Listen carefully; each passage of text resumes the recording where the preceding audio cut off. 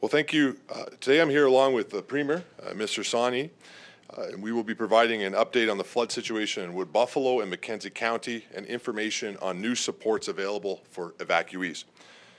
Working closely with our municipal partners, the province continues to respond to the flood events in northern Alberta.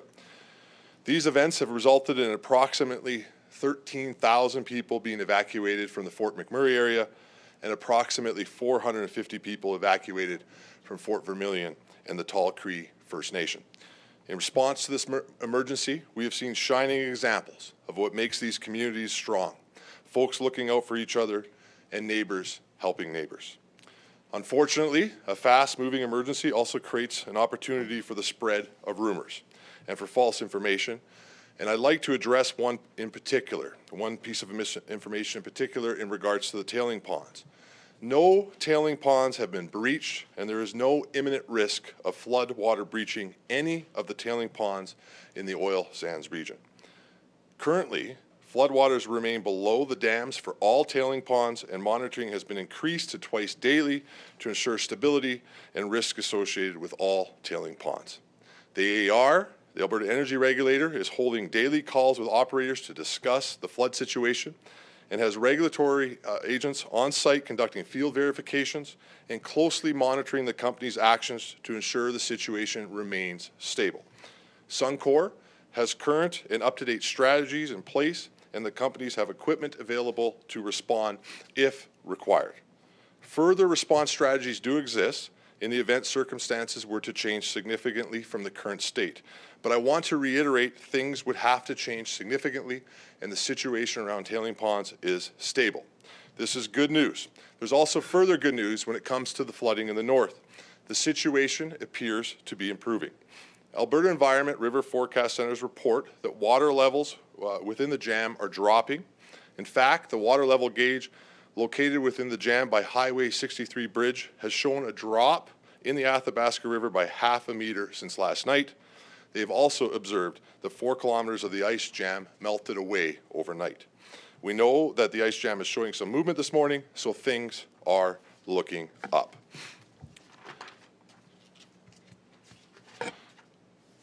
I will wrap up my comments by repeating what I said yesterday regarding the common theme throughout every emergency that Alberta has faced. We are in it together, we will work together, we are resilient people, and we stand by our neighbours. I will now turn things over to the Premier for an update on support for evacuees. Thank you, Jason, and I'm also pleased to be here with the Minister for Community and Social Services, Rajan Sawhney, as well as the Executive Director of the Alberta Emergency Management Agency, Shane Schreiber. And thank you, Jason, for that update. We continue to be in hour-by-hour contact with officials in Wood Buffalo and Mackenzie County, both with Mayor Don Scott in Fort McMurray and Mackenzie County Reeve Josh Knelson, and the Provincial Operations Centre of the Alberta Emergency Management Agency is working very closely with the local emergency management personnel. We are encouraged to see the ice jams are beginning to clear on both the Athabasca and the Peace Rivers, and that water volumes are starting to go down, and are hopeful that in the next 48 to 72 hours, we'll see a significant abatement of the flood conditions in both Fort McMurray, Fort Vermilion, and elsewhere. So I would like to commend all of the first responders, all of the emergency personnel, and others who have been working around the clock, as we saw in Fort McMurray on Monday, to keep people safe. And our hearts go out to all of those whose homes or businesses have been affected by these floods. As I said in Fort McMurray earlier this week, it's just unthinkable that some of the folks who've just rebuilt their homes over the past 4 years, following the terrible wildfires of 2016, now see those very same homes, in some cases, underwater. And people whose life savings are tied up in their businesses to see those businesses partly underwater in those communities at a time that was already incredibly challenging with the economic adversity plus the pandemic. It is just too much for, I think, some people to bear. But we want them to know that the government and the people of Alberta stand with them, and we are providing every possible support to them. That is why I am here today to announce that the Government of Alberta will be extending emergency evacuation cash payments to evacuees from the northern floods in the amount of $1,250 for adults and $500 for minors under the age of 18. We estimate that this will represent a emergency cash payments for a 1-week installment of $11.7 million. Those payments will be available for application through My Alberta starting this upcoming Monday. And as in the past, as we've done with wildfire and flood situations for emergency evacuation payments, those will be automatic electronic transfers so that people can get that cash in hand just as quick as possible to cover some of the essential costs of living while they're dealing with all of the displacement and the challenges of living as evacuees. I should underscore that these folks generally have been housed in local hotels. Many folks from the Fort McMurray evacuation have been put into hotels in the south side of town. I understand that those hotels are now full, and then some people are being offered hotel space further south, including in Edmonton. And the regional municipality of Wood Buffalo is covering the initial costs. In due course, we will work out provincial cost sharing with Wood Buffalo in the emergency response.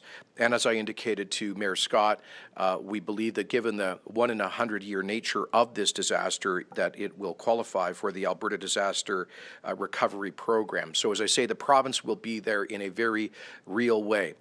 So, folks, I guess this is important to underscore that people are not having to be cash out of hand to pay for their own accommodation right now.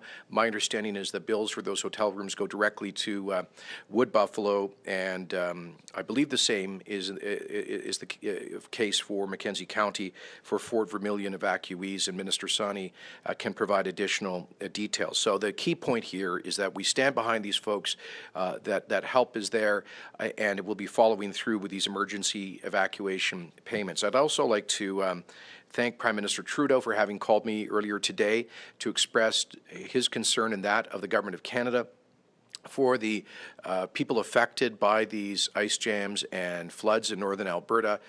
He acknowledged with me that these communities have already been through enough, and it's just tragic to see yet another adversity thrown at people in northern Alberta, particularly in Fort McMurray. The Prime Minister did extend an offer of federal assistance, and I thanked him on behalf of the Government of Alberta for that offer. At this point, we believe that there's adequate logistical support to support those communities between the municipal governments and the Government of Alberta. At this point, we have not received any formal request from either municipality for federal logistical support, but should it be forthcoming, we would obviously pass that on to the federal authorities. And with that, Minister Nixon, Minister Sani and I, and Mr. Schreiber are available for questions. Thank you, Premier. Operator, can you please put through the first caller? First caller is Kelly Kreiderman, Golden Vale. Please go ahead. Hi there. Thank you for taking my question. This question might be for Mr. Schreiber. I'm wondering if you could go through some of the difficulties of doing an evacuation like this for thousands of people in the midst of a pandemic. It sounds like most people are in hotel rooms, but it was my understanding that people might also be housed in camps. Are there concerns about the virus, given the movement of people, given that they might be housed in those types of settings? And are people resisting the evacuation orders in any major way? Yeah. So there are several precautions that we use when you have to evacuate under pandemic circumstances. So, for instance, people need to register and be screened before they go into accommodation, and so they're checked to make sure that they're asymptomatic. And then, of course, we use individual accommodation like hotel rooms, or in the camp setting, people would have individual dorm style or individual rooms as opposed to dorm style rooms. And we don't use the the collective sheltering options like rinks with cots. So those are two of the things that we do. We make sure people have individual space, and we check them before they go in to make sure they're asymptomatic. That makes sure that we can be safe under COVID conditions. And sorry, the last part of your question? Sorry, I was just wondering if there are a lot of people resisting the evacuation order. Also, if you are screening, are you finding cases of COVID as you do this evacuation? Has that been a major issue to now? Right. So I know of no cases that have been essentially positively identified at the screening process, and nobody has resisted. In fact, my hat's off to the people that were evacuated for the very calm and deliberate manner in which they left. So it's been really good to this point. Operator, can you put through the next caller, please? The next question is from Graham Thompson from iPolitics. Please go ahead. Yeah, I have a question for the Premier. Premier, in terms of the financial aid for people for McMurray, I know that last week your cabinet authorized the Minister of Finance to borrow up to $25 billion. About 4 times, I believe, what you originally had planned on borrowing in the budget. So might this money be used to help people for McMurray, and what else would that money be used for this year? Well, to be clear, the Order in Council authorized the Minister of Finance and President of the Treasury Board to potentially borrow up to that amount in the forthcoming year, but that wasn't actually, he would still have to come back to Treasury Board for, obviously to the legislature to have appropriations adopted by the legislature to spend that money. So the money that we're announcing here today and any other emergency expenditures related to the northern floods would be coming out of the provincial budget line item for contingency, which is always set aside for emergencies such as this. I think this year it was $400 million, if I'm not mistaken, in the contingency budget for emergencies. So that's already embedded in the budget that was adopted by the legislature. But obviously, the costs here are just yet another extraordinary cost that the government of Alberta is absorbing in this very challenging year. As we've said before, we anticipate that the provincial deficit will move from a projected $6 billion to something in the range of $20 billion. And that's, look, we're not even halfway through the year. 2020 is throwing a lot of unknowns at us. That's our current best estimate. The finance minister will be providing a fiscal update to Albertans through the legislature this summer, as soon as we can get the legislature back to a regular business cycle. And we hope to have I anticipate there will be a summer session to make up for lost time this spring. And I've asked the Minister Tays to prepare a fiscal update.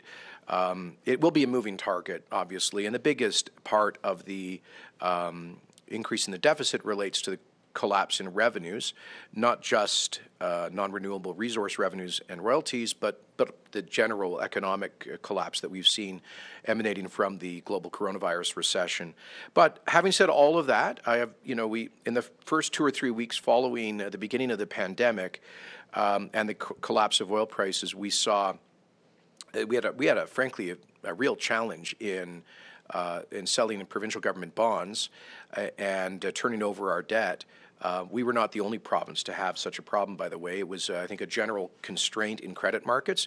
But I'm pleased to report that we're now, I think, the credit markets have unfrozen, and we've been able to sell bonds and to develop a cash reserve for the balance of the year because of all of these exigent circumstances, including the floods now.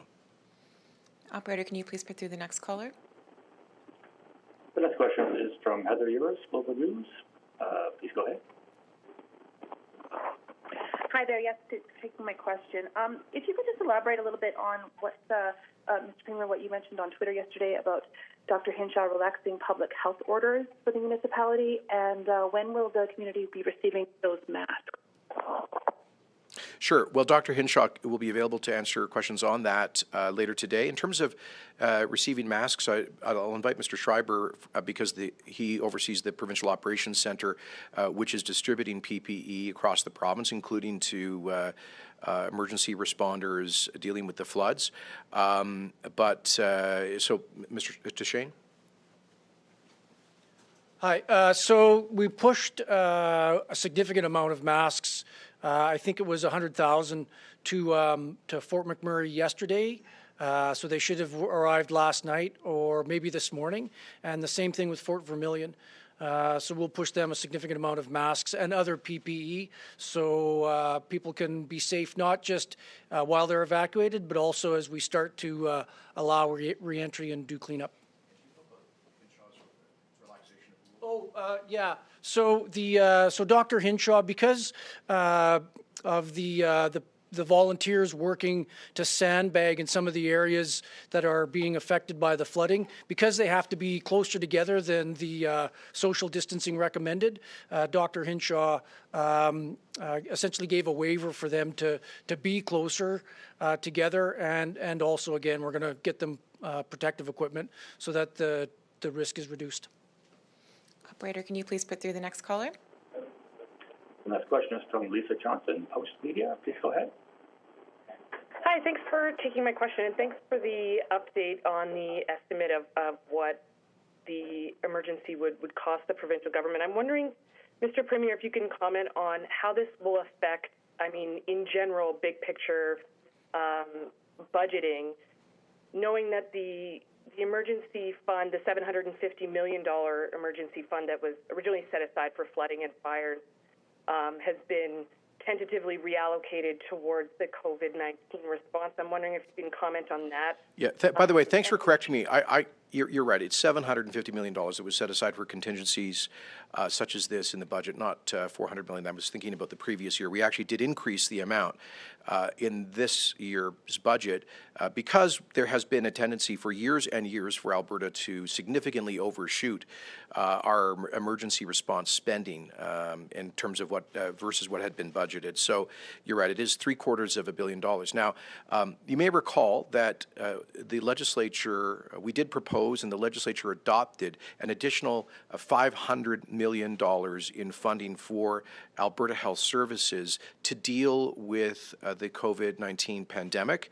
And we did that just a few weeks ago as the pandemic was starting to spread here in Alberta. And we made it clear to Alberta Health and other departments involved in the pandemic response that they just need to let the government know if and when they need additional resources. To be honest, we do not yet have clear estimates on how much the pandemic response is going to cost overall because we're still right in the middle of it. So we're just dealing with the emergency on a day-by-day basis, but obviously the $500 million injection into the health budget has helped a lot. In terms of the floods, we don't have, it's really too early to come up with an accurate estimate on costs. When I was up in Fort McMurray the other day, municipal officials were saying they thought it would be, the response would be at least north of $30 million based on previous experiences, and that's just the emergency response. Then there will be the need for rebuild, and as I've said, we believe that the criteria have been triggered for us to bring in the disaster recovery program, whereby the provincial government would provide some financial support for recovery costs for critical public infrastructure and non-insured private infrastructure up to a certain amount. We would then turn to the Government of Canada through the disaster financial arrangements, disaster financial assistance arrangements, and they would provide some cost sharing as well. So there are well-developed protocols for cost sharing between municipalities, the provincial and federal governments in response to a situation like this. Given the gravity of the flood, at least the one in Wood Buffalo, it's estimated by the river experts to be a 1 in a 100-year event, so it would certainly qualify in principle for the disaster recovery program. So it's too early to say how much this is all going to cost, but This is a unprecedented year in many ways, one of which will be the fiscal reckoning at the end of it all. Operator, can you please put through the next caller? The next question is from Brian Rishak, TSN. Please go ahead. Yeah, this question is for Premier Kenney. Mr. Premier, just a couple of sports related, if you don't mind. There was a report that the CFL is leaning on the federal government for up to $30 million in funding, up to $150 potentially if the season is canceled. If I could just get your thoughts on two businesses, high profile in the province, and the Stampeders and the Eskimos, and their need for some federal help. And then also, if there's been any more contact with either the National Hockey League or specifically the Edmonton Oilers about starting to take a look to see what might be feasible towards the end of summer as far as Edmonton hosting some hockey. Well, first of all, the Canadian Football League is an important national institution, and the Esks and Stamps are important Alberta institutions. A lot of Albertans would say the Saskatchewan Rough Riders are too, by the way. So I certainly am sympathetic to the request from the Canadian Football League. We want the league to come out of this as a vibrant part of Canada's sports life. And so I wasn't aware of their request, but I'll take a look at that. And I have not personally received any communications from the Stamps or the Eskimos, but we'd be happy to reach out to them and see how they're coping through this, because obviously the season this year is going to be at least somehow compromised. On the question of the NHL, as you know, I did have a conversation with Commissioner Bettman about a week ago, and it was a general conversation about the potential for Alberta to host some games to wrap up this year's NHL season. I think the league wants to award a cup this year, and if we could do that safely in Alberta, I think that would be awesome. We'd have to make sure that all of the health protocols are followed very rigorously, and given the professionalism and the resources of the league, I'm confident they could come forward with a detailed proposal that for consideration by our public health officials. We have not yet received such a detailed proposal. I have not had any further discussions with the NHL since last week. My office continues to be in touch with the Edmonton Oilers, however, and I think conversations continue between them and the league. Operator, can you please put through the next caller? The next question is from Kenney Triton, KXFM. Please go ahead. Thank you for taking my question. Good afternoon, Mr. Premier. A couple of questions here. You were talking about the disaster relief fund for the Fort McMurray Wood Buffalo area. Question number one, would any type of relief under that program be available for the Mackenzie region? And also, in terms of oil prices, given your experience and what you've seen in the past, given the glutton of supply out there, when do you think that the supply and demand curves will get a little closer to each other, given the fact that the market's flooded right now? Sure. On the first question, I have not yet received an assessment about the Mackenzie County floods in historical terms, or whether I've not yet received technical advice on whether the situation around Fort Vermilion, would qualify for the disaster recovery program. I did speak to Reeve Knelson and his chief administrative officer on Sunday night, I believe it was, or Monday night, and frankly, they're just so focused on emergency response that we haven't really talked about future potential recovery costs. But listen, obviously, if for Mackenzie County's flood qualifies, then we will include them in the disaster recovery program to provide provincial financial support. On the second question about energy markets, as you know, we continue to see extraordinarily low prices. Yesterday, WTI was trading at $12 and WCS in the $3 range. Our best intelligence is that those extremely depressed prices are likely to continue for the better part of a year, at least, given global inventories. Here's the problem. Global energy demand, because of the COVID recession, is off by at least 30%. And because OPEC and Russia maintained, or in some cases increased supply in the face of that catastrophic reduction in demand, we've ended up with global inventories approaching tank tops. I'm told by our Energy Minister, Sonia Savage, that there are fleets of oil tankers out now basically moored off the U.S. Gulf Coast that are filled to the gunnels, and they have nowhere to unload. So the inventories are actually not just on land, but they're on the open seas as well. And this is why we've seen these extremely depressed prices. So two things are going to happen. First of all, post-pandemic, we're going to see global demand and energy consumption increase. Eventually, global economies are going to come back to something like normal. People will start to travel by air again, and we'll see demand go back up. And then secondly, we are seeing a significant reduction in supply now. There's the 9.7 million barrels per day of reduced production that was announced by OPEC Plus 2 weeks ago. And in addition to that, we estimate millions of barrels a day coming off in North America and other jurisdictions outside OPEC Plus. So I think our best intelligence is that we will be dealing with a low price environment for probably 12 to 18 months. I hope that's wrong. I hope that the global economy recovers more strongly and more quickly.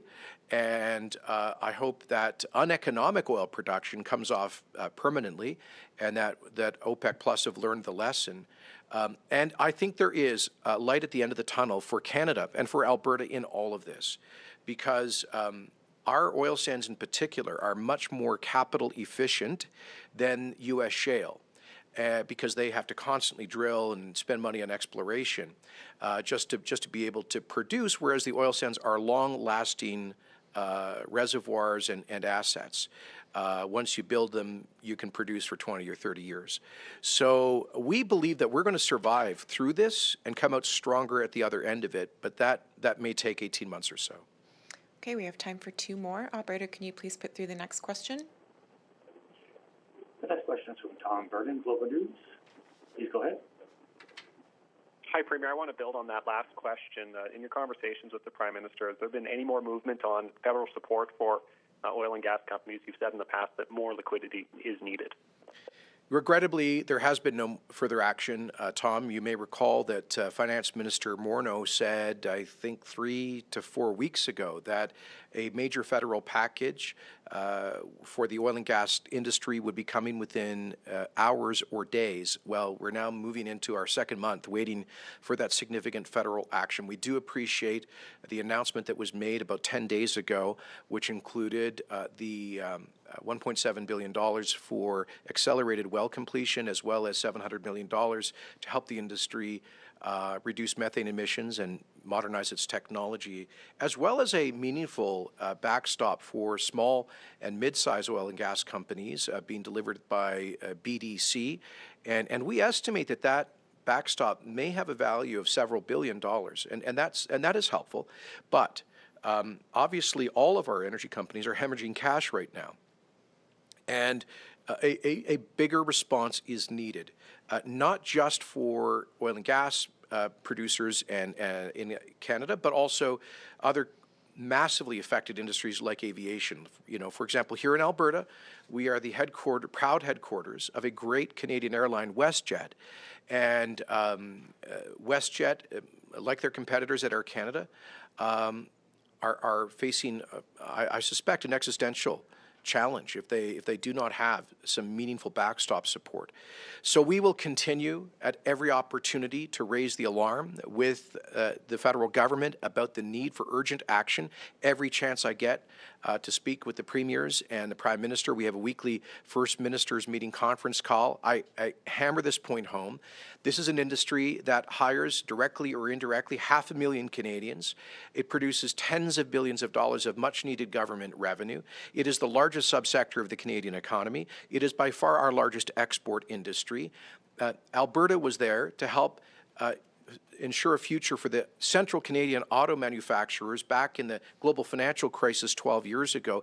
And Alberta's oil and gas industry helped to save the Canadian economy during the global financial crisis in 2008. And Albertans, after all that we've done, after the $600 billion net that we have given the rest of the country in recent decades. It's time for the rest of the country to be there for Alberta and the women and men who work in the energy sector. It's a message I just will continue to repeat. I don't know what the holdup is, to be honest with you, Tom, and I think Albertans are starting to lose patience. We need to see action to help save our largest industry for another day. All right, we have time for one more. Operator, can you please put through the last caller? Next question is from Carol Ryan, Global News. Please go ahead.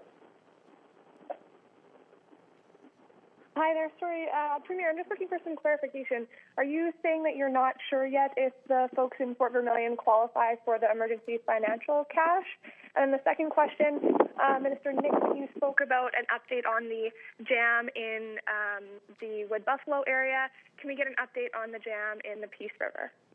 Sure. So on the first question, let me be absolutely clear. The folks who have had to evacuate Fort Vermilion and parts of Mackenzie County, all of them will qualify for the emergency evacuation payments of $1,250 per adult and $500 for those who are under the age of 18. They can apply at Your Alberta for those payments next Monday, and they can receive electronic transfers. So all of the roughly 450 evacuees in Mackenzie County will benefit from those payments. I was referring to a totally different program. It's called the Disaster Recovery Program, and that is provincial financial support for the post-emergency phase, when people have to rebuild some of the infrastructure, perhaps houses and businesses. That's a program that provides funding support for critical public infrastructure that might be owned by the municipality, for example, and for uninsured private property up to a certain amount. So I was just saying that I'm certain that given the 1 in 100-year scale of the jams and floods in Wood Buffalo, that municipality will qualify for the DRP. I'm not yet sure whether Mackenzie County will. We're obviously going to take a look at that, but all the folks will be receiving emergency evacuation payments, and Minister Nixon can give you an update, and perhaps Minister Schreiber, on the flood situation in Mackenzie County. Yes, and just to add to what the Premier is saying in regards to Fort Vermilion, the river forecast team in Alberta Environment have indicated to me that it certainly does look like that is a 1 in 100-year flood. And yeah, exactly. And so we'll be looking at that in that context. The immediate work is around the immediate relief for evacuees, which the Premier spoke about today.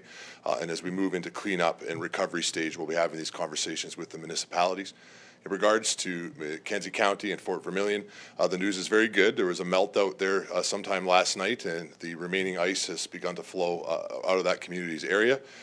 The flooding has stopped within the community. I don't want to say that the emergency situation is over, because it's not. Obviously, we have to go through the process of getting the river out of town, or getting the water out of town and back into the river.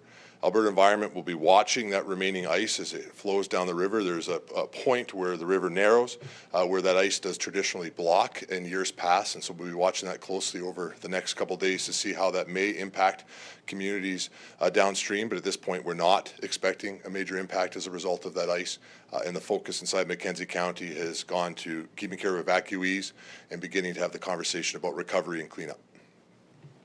All right, thanks. We'll wrap it up there.